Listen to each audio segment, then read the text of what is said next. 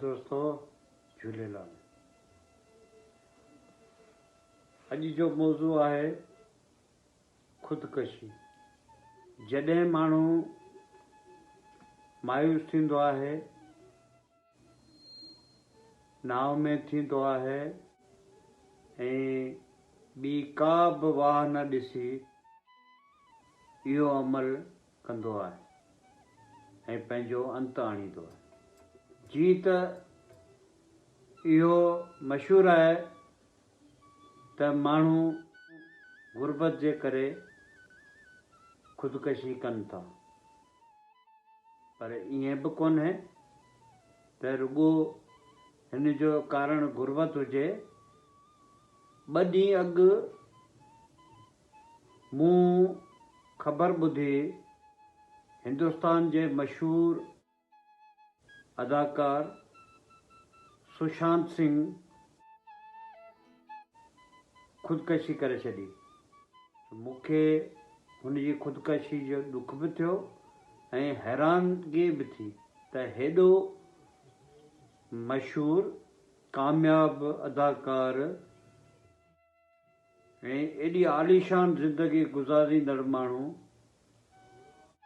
ख़ुदकशी कीअं थो करे सघे। असीं बि सिंध में आए ॾींहुं ख़बरूं ॿुधंदा आहियूं त फलाणी जाइ ते फलाणे माण्हू ख़ुदकशी कई ऐं इहे वाक़िया ॾींहों ॾींहुं वधंदा वञनि था।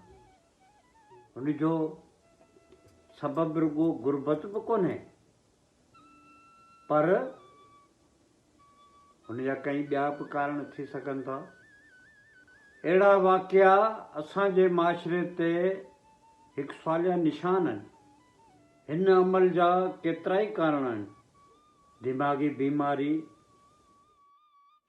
डिप्रेशन, नशो, कारोबार में घाटो या माली सबब बि थी सघे थो। प्यार में नाकामी या पंहिंजे हद खां वधीक प्यारी शख़्सियत जे विछड़ी वञण जो ॾुख, गुरबत, बुख, बेरोज़गारी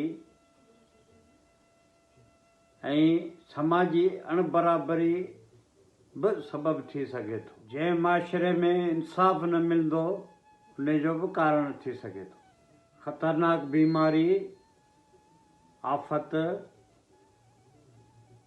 हरासमेंट ऐं वबा जे करे बि माण्हू इन अमल लाइ सोचे सघे थो। हिकु वॾो सबबु माण्हू जी अकेलाई बि थी सघे थी। अचो त ॾिसूं हिन जे रोकण लाइ कहिड़ा उपाउ वठी सघजनि था। ज़िंदगी हिकु वॾी नेमत आहे, हिन जो क़दुरु कजो।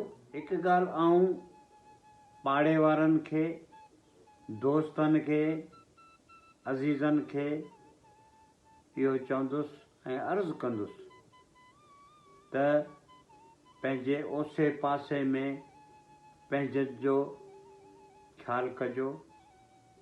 थी सघे थो उहे अव्हां जे तवजह जा तलबगार हुजनि।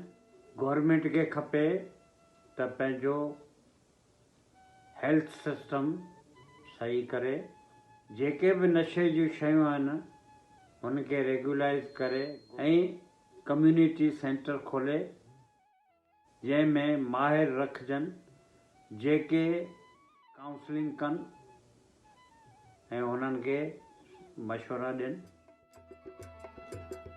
ऐं गुरबत खे ख़तमु करण जे लाइ उपाय वठनि ऐं नवां नवां इदारा खोले बेरोज़गारी ख़तमु कनि ऐं कानून जी हुकुमरानी कनि ऐं इंसाफ़ पंहिंजे माण्हुनि लाइ यकीनी बनाए। ऐं हिकु मुंहिंजे तरफ़ां सलाह, जॾहिं बि को अहिड़ो मौक़ो अचे ऐं पंहिंजे दिली दोस्त ऐं राज़दार दोस्त सां पंहिंजो दिलि जो हाल ओरणु ऐं डिघा डिघा साह खणनि या एक्सरसाइज कनि त जी ध्यानु हुन शइ खां ख़तमु थिए। अहिड़े अमल करण खां पहिरीं हिकु दफ़ा ज़रूरु सोचिजो त अव्हांजा माउ पीउ ज़ाल या औलाद भेण भाउ या अव्हांजा प्यारा जिन खे अव्हांजी सख़्तु ज़रूरत आहे हुननि जे लाइ हिकु दफ़ो ज़रूरु सोचे त उहो सोचणु अव्हांखे हिन अमल खां बाज़ रखंदो। चङो, मोकिलाणी कोन्हे, वरी मिलंदासीं। तेसीं अलाह वाहे।